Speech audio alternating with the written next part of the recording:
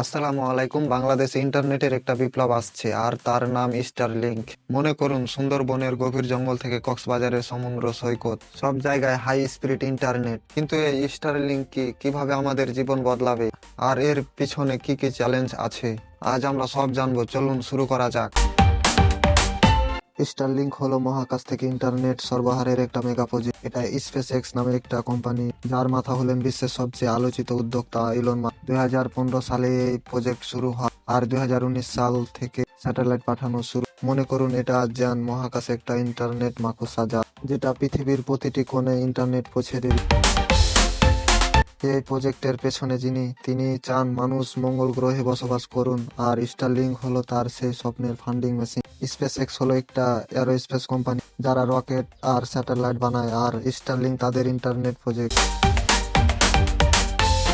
এবার আসুন একটু টেকনিক্যাল কথা বলি, কিন্তু সহজ করে। স্টারলিংক হাজার হাজার লো আর্থ অরবিট এলিও স্যাটেলাইট ব্যবহার করে, যেগুলো পৃথিবী থেকে মাত্র 550 কিলোমিটার উপরে ঘুরছে। এই স্যাটেলাইটগুলো আপনার বাড়ির ছোট ডিশ অ্যান্টেনার সঙ্গে সিগন্যাল আদান প্রদান করে। সেখান থেকে রাউটারের মাধ্যমে আপনি হাই স্পিড ইন্টারনেট। কেন আমাদের কাছে মোবাইল নেটওয়ার্ক ওয়াইফাই থাকার সত্ত্বেও কেন এত ঝামেলা করে স্টারলিংক বানানো হলো? কারণ পৃথিবীর অনেক জায়গায়, যেমন আমাদের বাংলাদেশের চরাঞ্চল বা পাহাড়ি এলাকায় ইন্টারনেট পৌঁছায় না। স্টারলিংক চায় সবাইকে, বিশেষ করে গ্রামের মানুষকে হাই স্পিড ইন্টারনেট দিতে। এটা যেন বাংলাদেশের 71-এর মুক্তিযুদ্ধের মতো একটা ডিজিটাল স্বাধীনতার লড়াই। শিক্ষা, স্বাস্থ্য ব্যবস্থা সবকিছুতে নতুন সম্ভাবনা নিয়ে আসছে স্টারলিংক। এবার আসুন কেন আমরা স্টারলিংক নিয়ে এত উত্তেজিত। প্রথমত, এটা দিচ্ছে 25 থেকে 220 এমবিপিএস স্পিড, যেটা আমাদের অনেক ইন্টারনেট প্রোভাইডার চেয়ে দ্রুত। দ্বিতীয়ত, এটা ব্যবহার করা যাবে পৃথিবীর যে কোনো জায়গা, এমনকি আমাদের সুন্দরবনের মাঝখানেও। আর সবচেয়ে মজার ব্যাপার, লো লেটেন্সি, মানে ভিডিও কল করতে গিয়ে হ্যালো হ্যালো বলতে হবে না। কিন্তু এখানে অনেক অসুবিধাও আছে। স্টারলিংকের প্রথম সমস্যা হলো খরচ। একটা স্টারলিংক কিটের দাম $350 থেকে $600, আর মাসিক ফি $120। আমাদের গড় বাংলাদেশের জন্য এটা যেন শখের হেলিকপ্টার কেনা। দ্বিতীয়ত, বৃষ্টি বা খারাপ আবহাওয়ায় সিগন্যাল নষ্ট হতে পারে। আর সবচেয়ে বড় কথা, এত স্যাটেলাইট মহাকাশে পাঠানোর ফলে মহাকাশ দূষণ আর জ্যোতির্বিজ্ঞানীদের সমস্যা বাড়ছে। মনে করুন তারার দিকে তাকাতে গিয়ে স্যাটেলাইটে ঝকঝকে আলো দেখা যাচ্ছে। এখন পর্যন্ত স্টারলিংক 100-টির বেশি দেশে চালু আছে।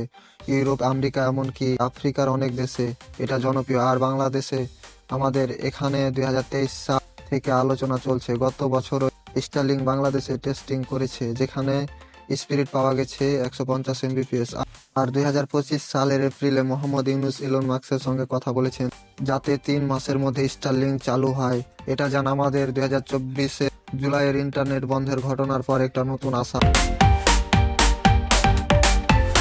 স্টারলিংকের স্বপ্ন অনেক বড়। তারা পরিকল্পনা করছে 34,400 স্যাটেলাইট পাঠানো, যার মধ্যে এখন পর্যন্ত 7,000-এর বেশি পাঠানো হয়েছে। তাদের লক্ষ্য 2027 সালের মধ্যে পৃথিবীতে গ্লোবাল কাভারেজ দেওয়া। এটা যেন বাংলাদেশের গ্রামে গ্রামে বিদ্যুৎ পৌঁছে দেওয়ার মতো একটা মেগা প্রজেক্ট। এবার আসুন টাকার কথা। স্টারলিংক কিটের দাম $350 থেকে $600, মানে বাংলাদেশি টাকায় প্রায় 40 থেকে 66 হাজার টাকা।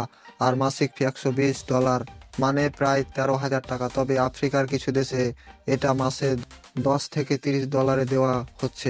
আমরা আশা করছি বাংলাদেশে দামটা একটু কম হবে, নইলে আমাদের ফ্রিল্যান্সার ভাইরা বলবে এটা কি ইন্টারনেট না সোনার খনি।